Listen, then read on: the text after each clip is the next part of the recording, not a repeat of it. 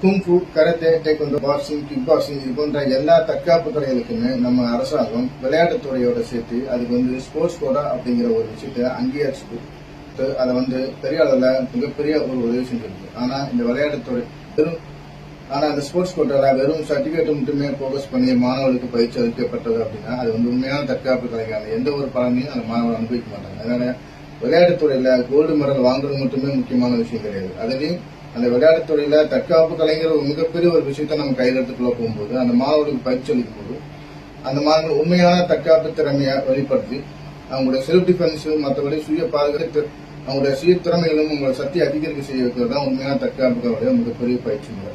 ஆனா வெறும் சர்டிபிகேட் மட்டுமே போக்கஸ் பண்ணி பயிற்சி அளிக்காதீங்க தயவு செய்து. சர்டிபிகேட் மட்டுமே எல்லாத்துக்கும் பயன்படாது. சர்டிபிகேட் எல்லா இடங்களிலும் பயன்படாது. உண்மையான தற்காப்பு கலையான தேவையான அறிவு நுணுக்கங்களும் தற்காப்புக்கு திறமையும் அவங்களுக்கு வளர்த்தக்கூடிய அளவுக்கு நல்லா அந்த கலையில சிறந்த பயிற்சி அளிக்கப்பட்ட மாஸ்டர்